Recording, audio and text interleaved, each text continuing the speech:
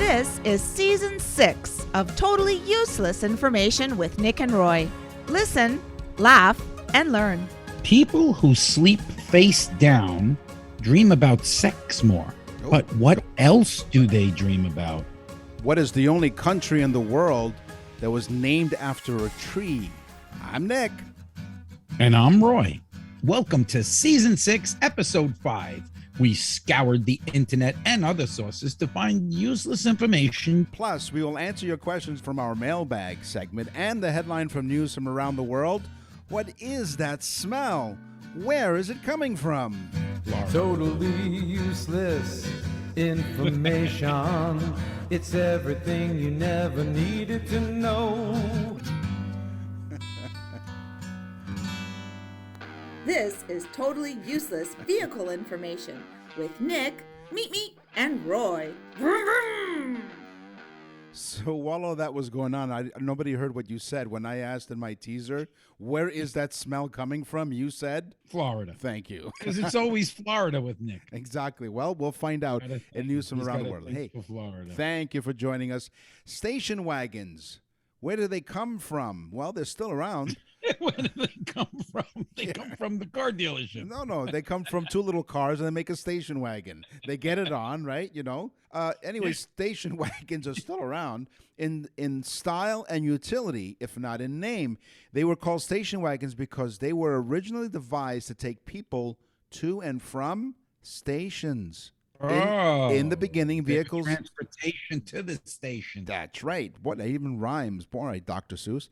In the beginning, the vehicles often had hand-built wooden bodies. The etymology of the American term station wagon is due to the car's original purpose of being able to carry more luggage away from a train station and transport the occupants to a hotel or a holiday home. Oh, wow. Yeah, that makes sense. See, that's a cool one. Yeah. So, see, folks, right off the get-go, Nick gives us the station wagon thing. Right. Wonderful. The Bugatti Veyron, the car that's so special that it's over $1 million. Have you ever seen one? No, haven't. But I actually got to see one about a month ago on Fifth Avenue in downtown Naples at a Ferrari car show. They had a Bugatti Veyron, which was $1 million+, and it's an amazing looking car. It's not, to me, it's not worth $1 million, but the average Veyron owner also owns this. This is a list of things that he also owns. Okay. 84 cars. That's crazy, right? That's the all? Average owner of a Veyron owns 84 cars, 3 private jets. Not 1, not 2, but 3. Right. And at least 1 yacht. Oh, gotta have one of those, you know. You gotta have at least 1. Yeah. Can you imagine though that's the average buyer? Of course, they only make a couple of these cars a year, but so it's a very selective buyer. It is. So one of the traffic apps and map apps that we use is Waze. I don't know. Do you have Waze down in Florida? We do. Okay. Do you use Waze or use Google Maps? What do you use when you GPS? My wife uses Waze because of the traffic updates Yes. that are very good. Quite I use Google Maps. Well, according to a Waze survey, most of the things drivers admit doing behind the wheel, well, they're pretty predictable. 45% of the people surveyed admit to singing out loud. We all do that, right? The best acoustics are in your car, of course, right? 31% admitted to speeding up to make a light. 28% swore or shouted at another driver. And we all do this. Although it only says 25%, but according to the survey, 25% of us admitted to turning down the music to help us see. I'm with the 8% that we're absolutely nothing from the waist down. Well, how about this? Makes it hell to make a sharp right turn, though. It does, yeah. And then you realize that you're not driving stick. Exactly. You're You don't want to get excited while driving. No, then you're driving an automatic. You might open the windows by mistake, but go ahead. What is that smell? 11% admit to sending a text or email while driving, and 32% let their gas tanks get close to empty. Do you get a fine up in Canada for using your phone while driving? Yes, it is illegal. It's called distracted driving. We live in Florida, Yeah. and we call it the home of the free because we have no laws. Really? down- You No can- wonder all the bad news comes from Florida. We're a lawless society. We drive around, we can have our phones on our face, Really? looking at them. Yeah. Wow. Down here, we multitask. We drive, we type. Yeah. Okay. Sure. I was cooking in the back seat yesterday while I was driving to work. Yeah, so I heard. What's that smell? That's coming up. News from around the world later in the show on Totally Useless Information with Nick and Roy.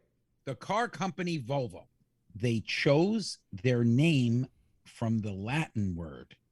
They saw the word Volvo, which is Latin for I roll. Oh, really? Okay. Yes. And so when they were thinking about starting a car company, they said, what should we name it? And they said, well, what's the Latin word for I roll? And they said Volvo. And they said, that's it. That's the name of the company. I usually get eye rolls when I tell a bad joke, like you just did right now. Yeah. Notice I didn't say anything. That's right. You can hear his eye rolling.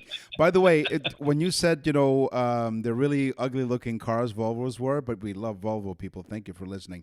There was the movie with Dudley Moore in it. He was in charge of an advertising agency. It was called Crazy People. And the ad slogan was Volvos. They're good cars, but just boxy. Yeah, I remember that. Hello, hello, hello. What a wonderful word. Hello. So when Roy was in the back seat cooking, the windows got all fogged up. That's the only reason why they were fogging up. So we need a defogger or defroster in a system, right, to clear the condensation and thaw frost from the windshield if you're living outside of Florida. So the rear window defroster was invented by German automobile engineer Heinz Kunert. Oh, old Heinz Kunert. That's right. He loved ketchup. The vehicle's back glass often consists of a series of parallel linear resistive conductors on the glass. When the power is applied, these conductors heat up, thawing the ice and evaporating condensation from the glass. These conductors may be composed of a silver ceramic material printed or baked onto the interior surface of the glass. Thanks to Heinz Kunert. By the way, it's Heinz, Heinz. not Heinz. Well, Heinz is the ketchup. Heinz. Heinz Glutenbladen. Where is Heinz from? He's from Germany. Which town? Born the Deutschland. Which city in Germany? He's from Liechtenstein. Lederhosen. No. Liechtenstein. Yeah. This is actually true. Yes. I want people to understand this, and I'm starting to really, really appreciate the people of South Africa. Okay. BMW Yes. of South Africa Okay. offers an option found only in South Africa. Okay. Until this minute, I don't understand why it's not worldwide. It's called the Blaster, Okay. and it stops carjacking. So if a person goes to carjack the car and grabs the handle of the door while the car is in drive, Yeah. a flame shoots out of the door and burns the would-be car thief. Really? It It's shoots. a flamethrower that's built into the doors, and it will burn them. And then, of course, they will not want to steal the car.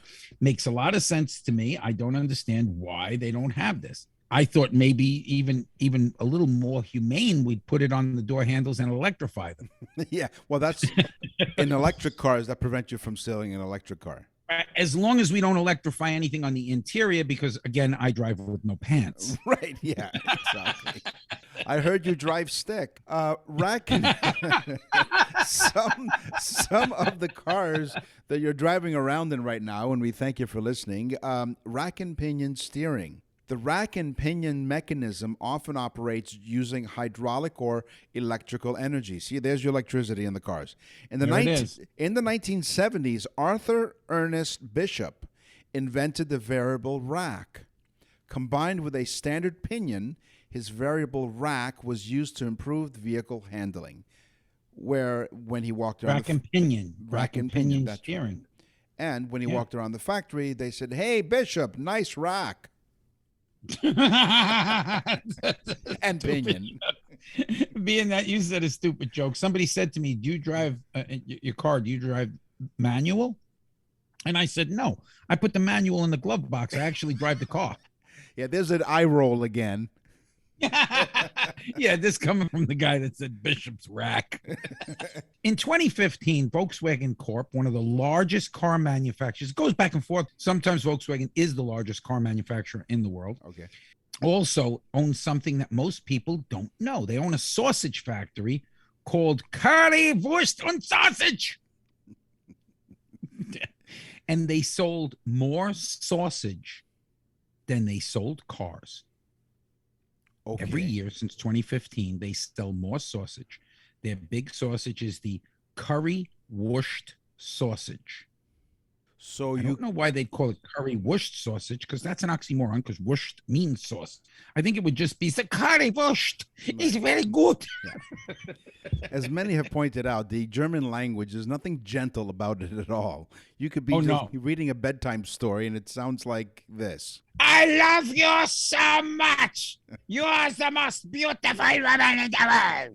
You're listening to Totally Useless Information with Nick and Roy. And speaking of going to sleep and dreaming,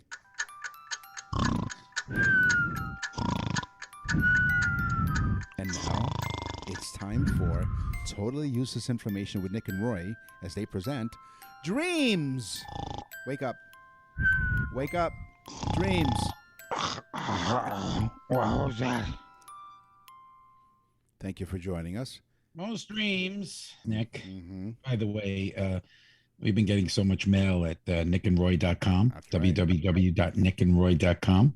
I just wanted to say that because I was up till like 1 o'clock in the morning reading mail. Thank you, folks. With a fresh, by the way, with a fresh new look. So check it out. We redid the website. Looks really cool and fancy. Of course, it's cool. There's pictures of us. Most dreams are mainly pictures. Speaking of pictures, or multiple snapshots. We think of dreams as like this movie, like a video, but in reality, most dreams are snapshots. So we look at the picture and then go on to the next picture. So our brain is actually kind of linking them together, but they are a series of snapshots. We don't dream in a kinetic motion. Ooh, I like that. Yeah. I just made that up. I don't even know if it fits. What if you're what if you're in Connecticut? Does you have kinetic motion there too in Connecticut? Yes, the Connecticut motion. Sure. Oh yeah, that happens. You know, also little sound and of course little movement because they're snapshots. But most dreams have no sound. We input the sound as almost a narration of our own mind. The fine people at MIT and other institutions have created a community dedicated to advancing the field, lending it to legitimacy. Of pocket protectors. No. Expanding further research on this. A device that not only helps people record dream reports, but also guides dreams towards a particular theme. Oh, wait a minute. So researchers from the Media Labs... guiding you? They're guiding your dreams towards a particular theme. Researchers from Media Lab's Fluid Interfaces group introduced a novel method called TDI, Targeted Dream Incubation. This protocol, implemented through an app in conjunction with wearable sleep tracking. I have HK dream, and that's Heidi Klum. Of course you do. Yeah, that's the only theme. Wait a minute now, Nick. I've got to stop you because this is upsetting to me. Why? They're literally steering our dreams. So what they do is it's an app that they have, and then they make you wear these sleep tracking devices. Not only helps record dream reports, but it also guides dreams towards particular themes by repeating targeted information at sleep onset, thereby enabling incorporation of information into dream content. I don't like this at all. This is getting me scared. It's like Facebook knows everything about you. Now they'll just, and with you, it's easy, Nick, because they can stick those things all over your head. With me, it's a little bit harder. They won't stick as...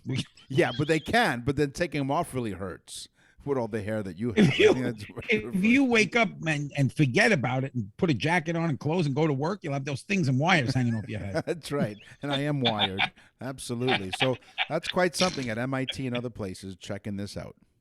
Why are dreams so different than reality?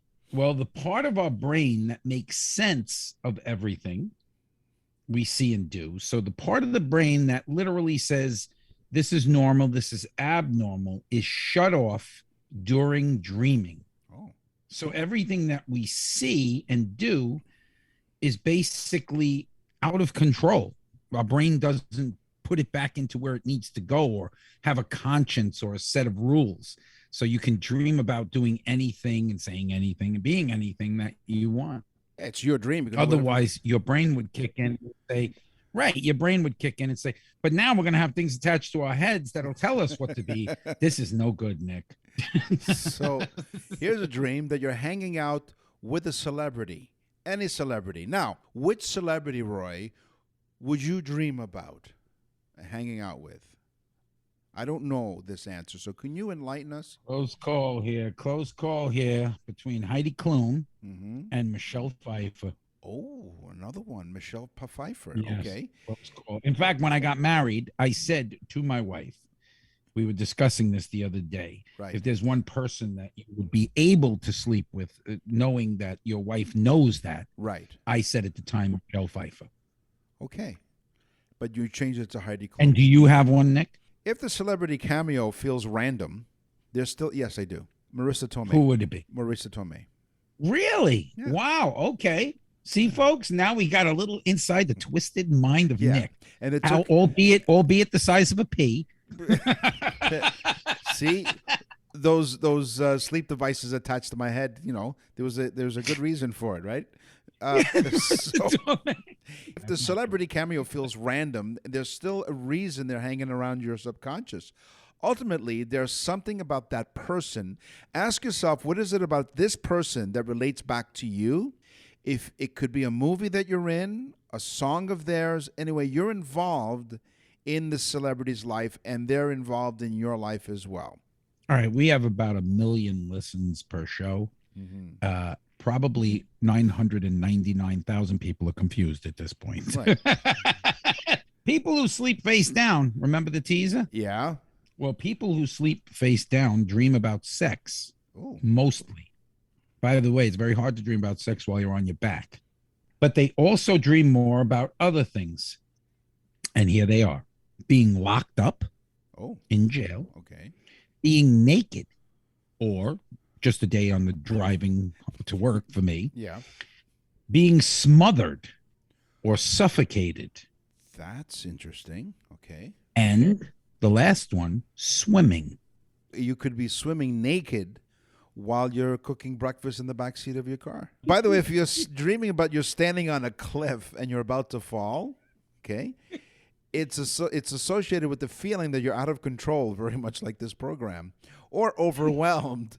They may relate to feeling unsupported and insecure. If you dream of falling due to the floor coming out from under you, even though there may be a general interpretation of falling, what is most important are the particulars for the person that's dreaming. So it's still a sense of uneasiness because if the floor falls out under you, man, it's like those cartoons. The floor falls out from under you and then you just go down the cliff. Yeah. You know those things where you never have to say you're sorry? Yes? Well, get ready for this one. Uh-oh.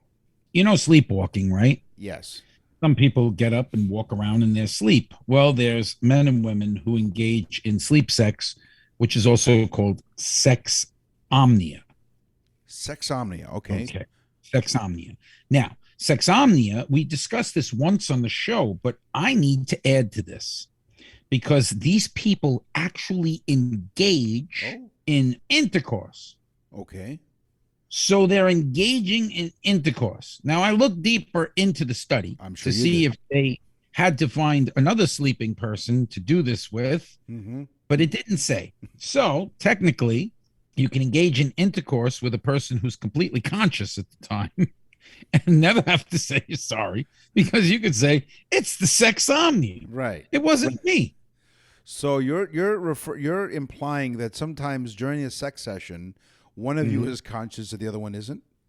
Probably most of the time. My wife would probably rather be unconscious at the time. When you've dreamed that you've lost your voice or your mind, Or you can't cry for help. This may be not just be a dream, but it may be a result of sleep paralysis.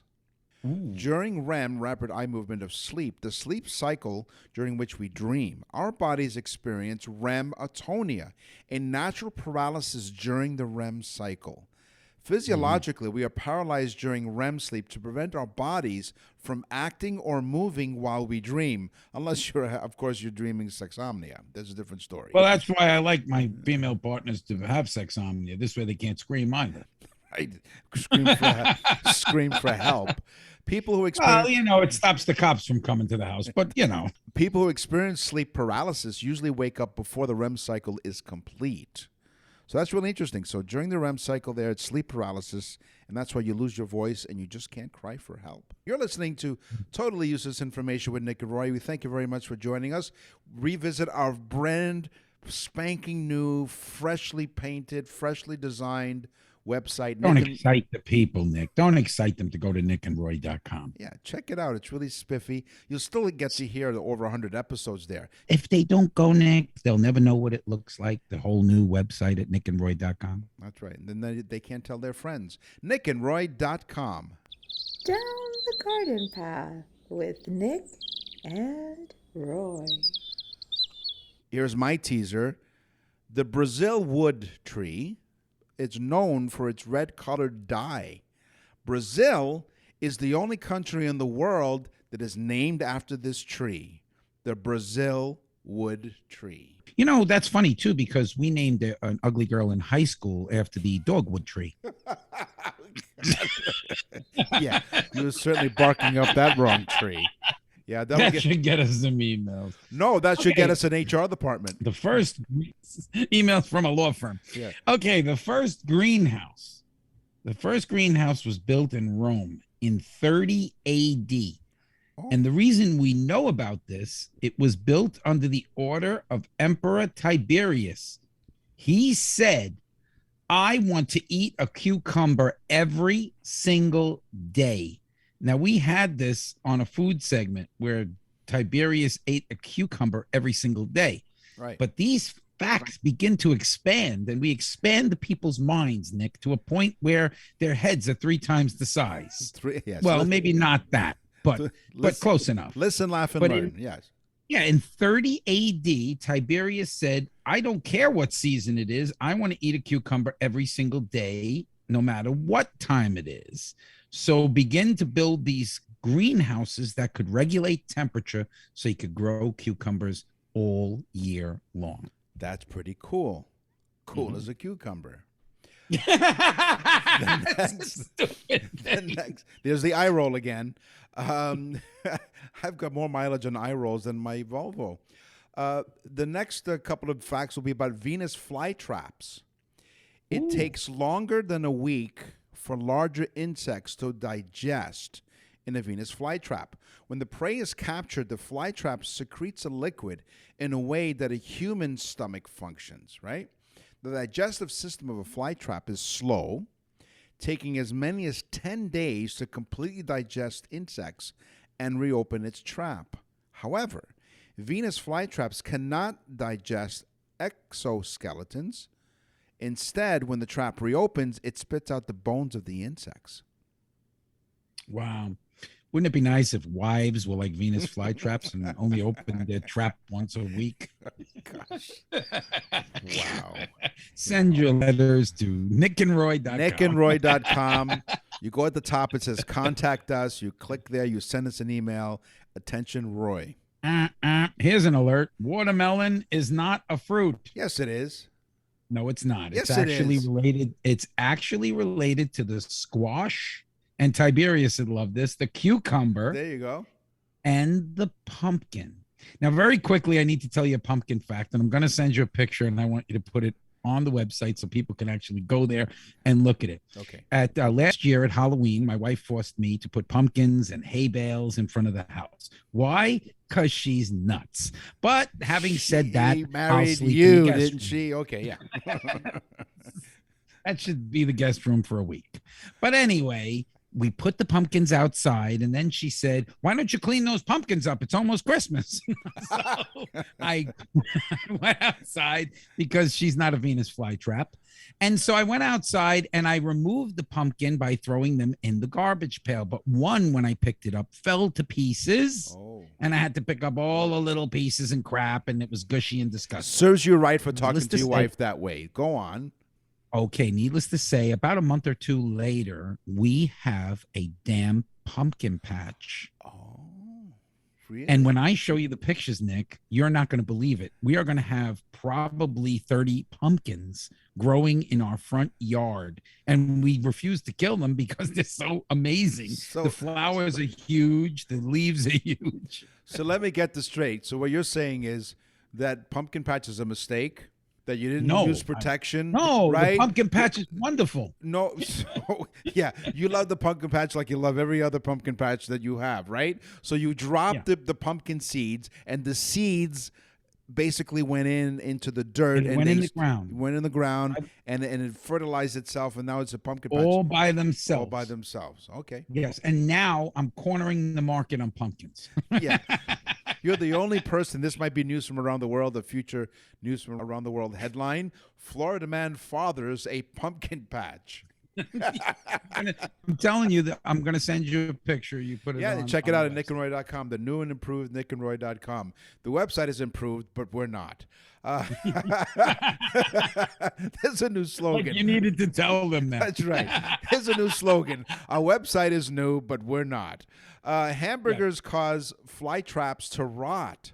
Even though the Venus flytraps are carnivorous plants, they cannot eat the same types of meat that a human can. If you feed a Venus flytrap a fast food burger, the plant will turn black, rot, and die. Right? Here you go. And that's the same thing it's doing to us. Yeah. So here you go, Venus flytrap. Here's a Whopper or a Big Mac. You just told a whopper. Yeah. Heliotropas Okay. is my wife's favorite flower. Why so? It's a Greek term. Helio meaning the sun, Okay. and tropos meaning to turn to. It is a sunflower. Wow. That's the botanical name for a sunflower. What is it again? Heliotropas. Heliotropos. Trepos. Trepos. Very good. I like that. Heliotropos. You like that one? I love that one. It's pretty good. Roy, the father of pumpkin patches everywhere in Fort Myers. Nick, I'm just a regular farmer. That's right. Yeah. Yeah, you're really digging on that one. Venus flytraps have limited lives. The trap on the plant only have a limited number of lives. After each capture, the trap of the plant remains closed for, like we said, 10 days, preventing it from receiving additional nutrients.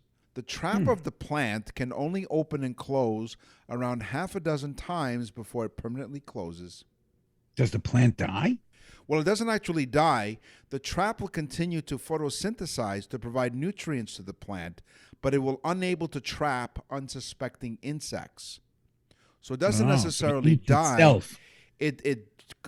The trap closes permanently, and that's it. Puts a padlock on the mouth and says, "That's it. Closed for business." All right. Well, here's one that I'm going to ask you a question, Nick. Okay. What is the world's most popular fruit? And I'll give you a hint. It has 10,000 varieties. Well, how about I give you another hint? The second most popular fruit is the banana. So the most popular fruit in the world has to be the peach. Not even close. It is the tomato. Because the tomato is a fruit. Wait a minute. First you tell me watermelons are not fruits. Now you tell me a tomato is not a fruit? No, tomato is a fruit. The watermelon is not a fruit. Fine. Get your facts straight. Get your here. fruit facts straight. Watermelon is in the same family as the squash, cucumber, and pumpkin, which are not fruits. And the tomato is in the same realm as the banana, which is a fruit. And there are 10,000 varieties of tomatoes, making it the largest fruit eaten across the world. See, listen, laugh, and learn. So you can go to our website, nickandroy.com. It's brand new. We put a fresh coat of paint on it. You tell them about the birthdays, Nick? Oh, the birthdays, of course. So if you have a loved one that has a birthday, and who doesn't have a birthday, right? You can order them a wonderful, unique Nick and Roy birthday salute to your loved one. It is honestly, and not that we do them, this is the coolest gift ever. Number one, Nick and I, we love doing the show. We're all over the world now, and it's amazing. Yes. But we do a special message for your loved ones or friends, and it is actually useless information about the day that they were born. Yeah, what we do is we take the facts like Roy says, and we put some music to it. We have some fun with it, and then all you have to do is go to nickandroy.com/birthdays, or you go right at the top there, click on birthdays, and you can order a unique message for your friend or loved one. Celebrities are doing it, but you don't need a celebrity to wish somebody a special birthday, because You get two celebrities. and it's totally useless information with Nick and Roy, where you can also go to nickandroy.com to do what? Send us an email. What's in the mailbag? What's in the mail?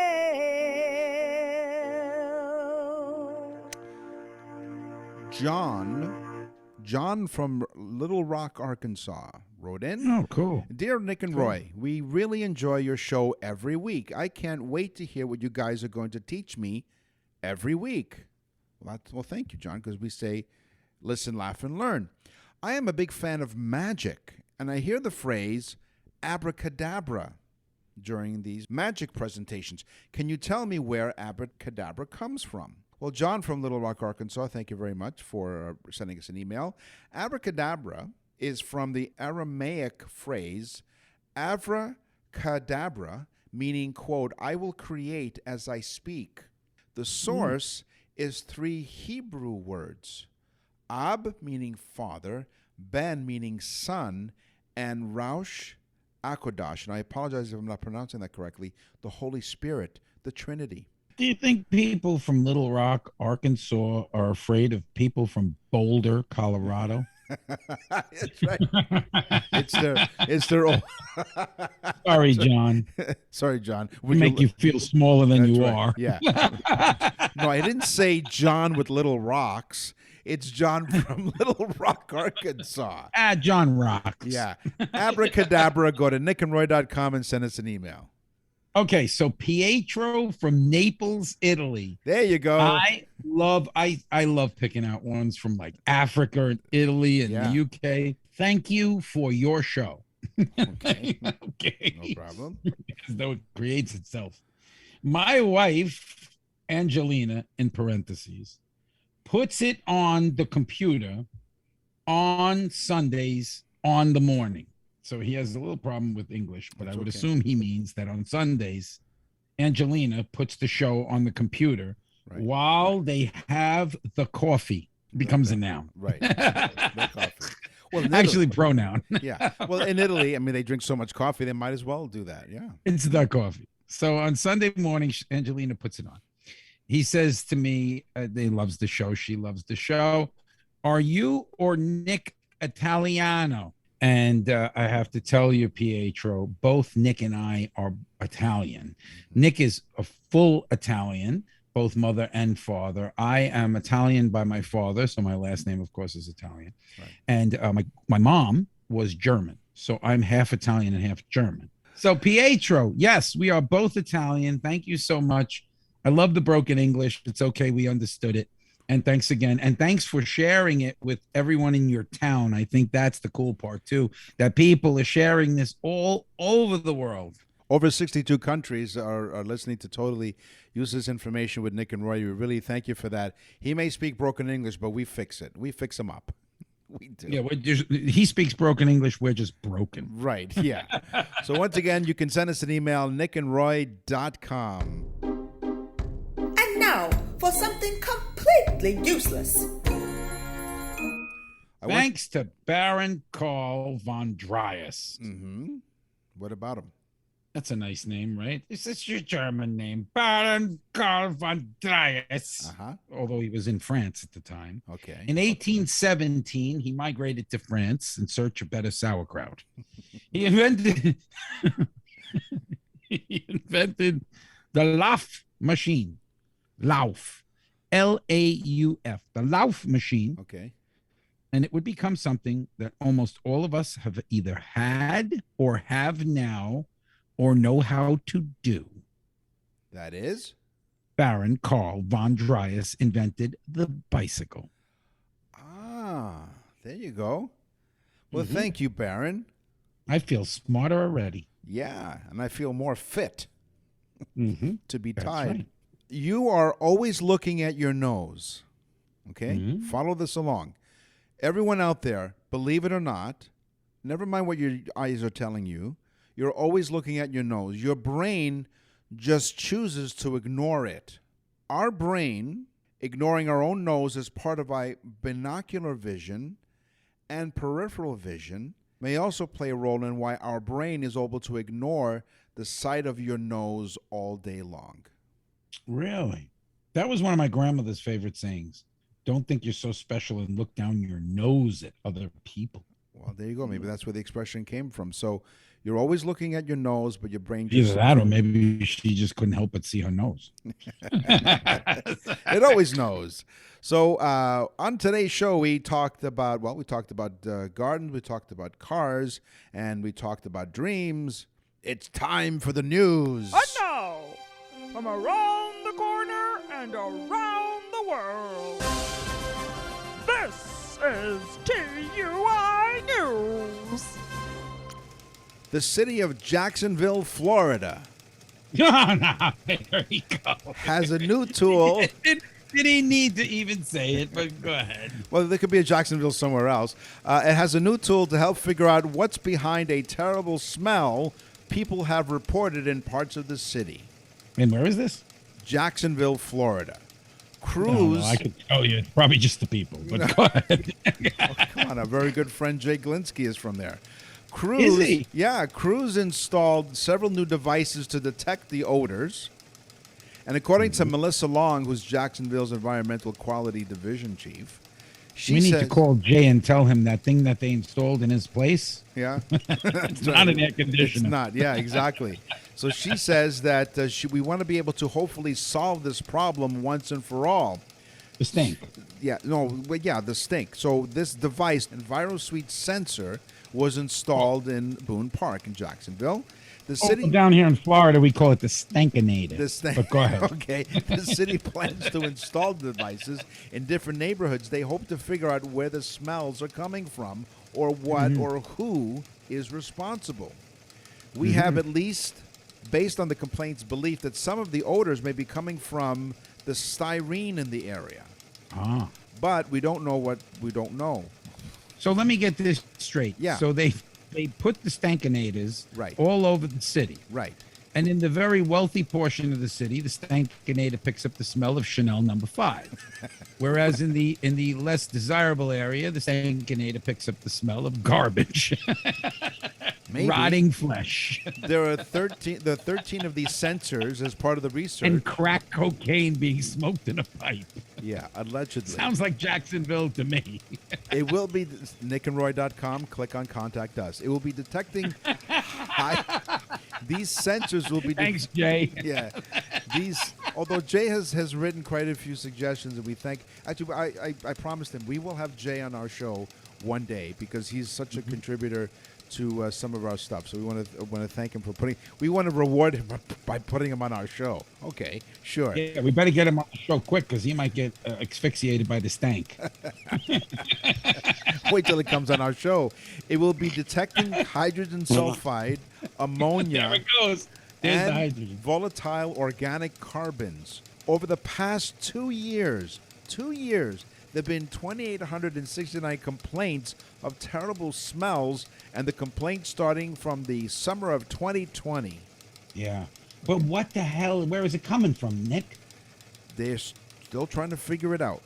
They're baffled. They're baffled at this point. The data collected by the sensors will be part of a year-long study. So never mind the 2 years they've been complaining about this. It's still going to take another year before they figure out what it is. Yeah, you usually want to find out where the stink is before it gets even worse. Right. Somebody ought to flush. If you smell something foul in your neighborhood in Jacksonville, call 904-630-CITY. Oh, 911.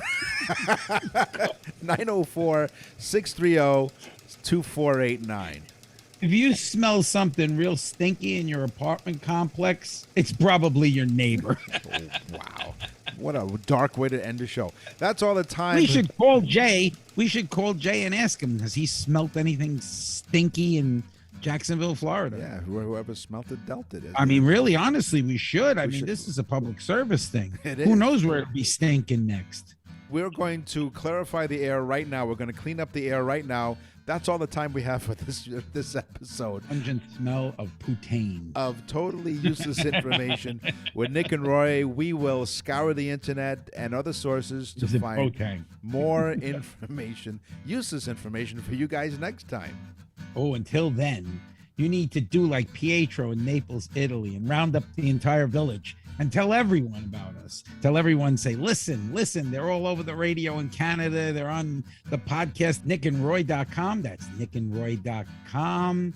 And we'll see you next week. I'm Nick. And I'm Roy. Thanks for listening. Totally Useless Information with Nick and Roy is a production of nickandroy.com. Visit nickandroy.com to access the full library of episodes or wherever you get your podcasts.